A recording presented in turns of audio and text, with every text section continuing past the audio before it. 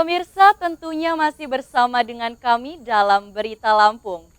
Bagi Anda yang baru saja bergabung, kami akan menyajikan kembali berita utama pada pagi hari ini.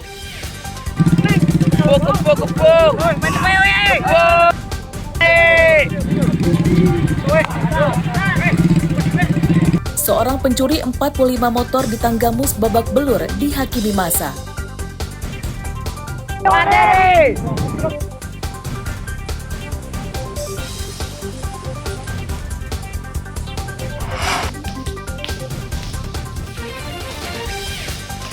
Kepala sekolah di Lampung Utara ditangkap karena menghabiskan dana bantuan operasional sekolah untuk berjudi.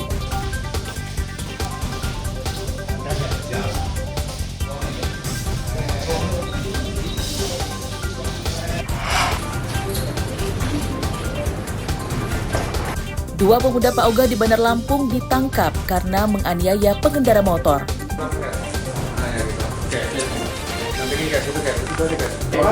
Di depan rumah sakit.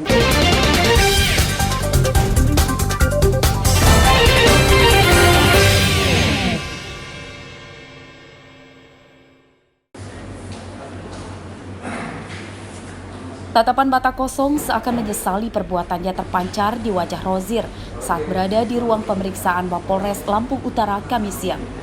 Kepala sekolah salah satu SMP negeri di Lampung Utara ini ditangkap karena memakai sebagian uang bantuan operasional sekolah atau BOS untuk berjudi.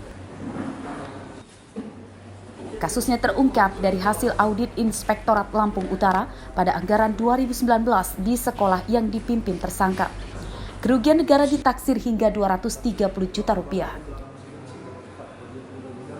Modus tersangka yakni membuat laporan belanja fiktif menggunakan dana BOS, padahal uangnya untuk kepentingan pribadi dan sebagian habis untuk berjudi slot.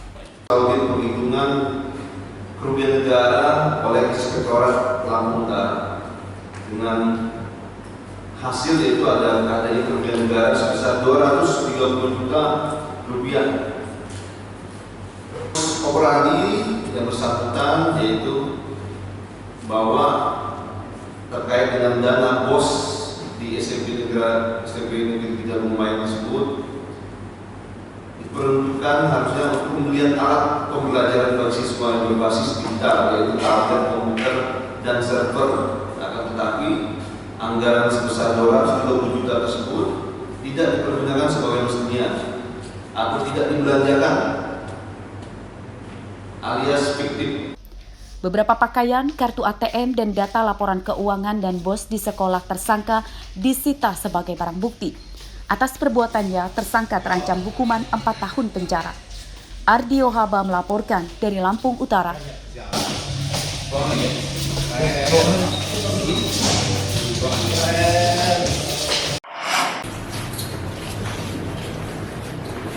Dua pemuda Pauga di putaran arah 2 jalur Jalan Gajah Mada, Tanjung Karang Timur, Bandar Lampung ditangkap polisi karena menganiaya seorang pengendara motor.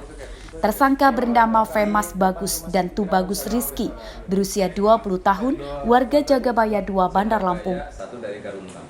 Yang Pauga yang mana yang sering ngoga? Jagabaya, satu dari Karuntang.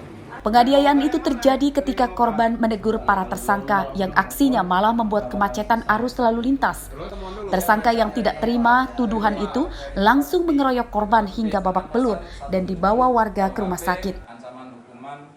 Setelah berhenti mereka bercecok mulut dan 2 orang melakukan tindakan kekerasan kepada saudara Rudi Darmanto. Akibat itu Polsek Tanjung Karang Timur melakukan tindakan, ya.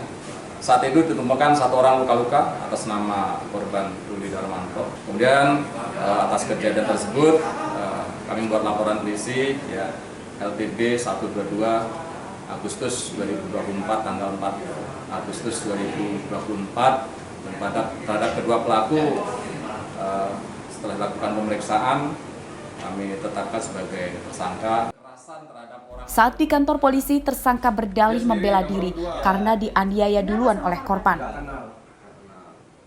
Nah dari situ teman saya ini langsung dipukul. Saya spontan melihat teman saya dipukul kayak gitu, ya saya ngebantu teman, Pak. Oh, pakai apa? Pakai kunci motor itu? Nyabut kunci motor itu, serasa saya udah masuk ke kantong, katanya masih nyangkut di tangan. Itu Jadi saya tidak sengaja. Kena pala itu. Iya. Baju yang dikenakan korban dan kunci kontak motor tersangka yang dipakai untuk menganiaya korban disita sebagai barang bukti. Akibat perbuatannya, kedua tersangka terancam hukuman 5 tahun 6 bulan penjara. Robi Laste melaporkan dari Bandar Lampung.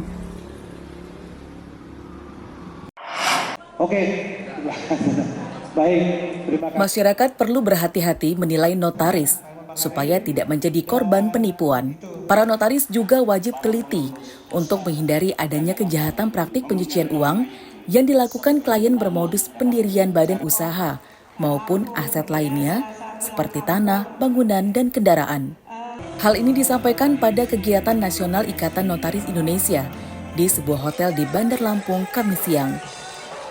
Para notaris harus melek teknologi dan mahir menggunakan aplikasi. Jika notaris mengetahui ada transaksi mencurigakan, harus melaporkannya melalui akun resmi yang dikelola notaris sesuai aturan. Acara hari ini adalah untuk mengambil rekomendasi-rekomendasi yang mana untuk perkumpulan dari Ikatan Notaris Indonesia maupun aspirasi dari anggota-anggota yang ada di seluruh Indonesia melalui pengurus daerah, pengurus wilayah, dan tentu untuk sampaikan pada saat nanti rapat RP3YD nanti. Dan mudah-mudahan ini adalah untuk kelangsungan kesinambungan dari organisasi Ikatan Notaris kami yang kami cintai ini.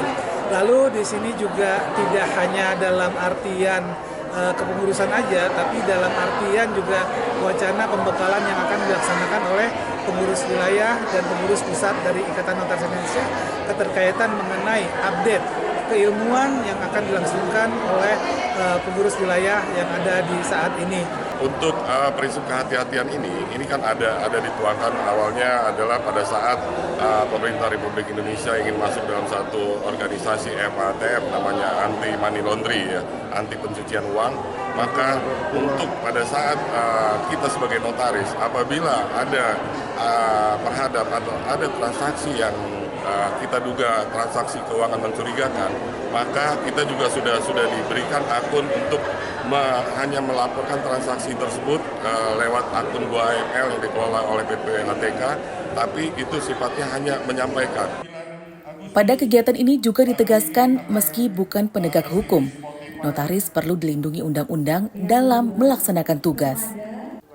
Jeffrey Arifin melaporkan dari Bandar Lampung. Saya enggak, Pak Fardian untuk 5. Oke, baik.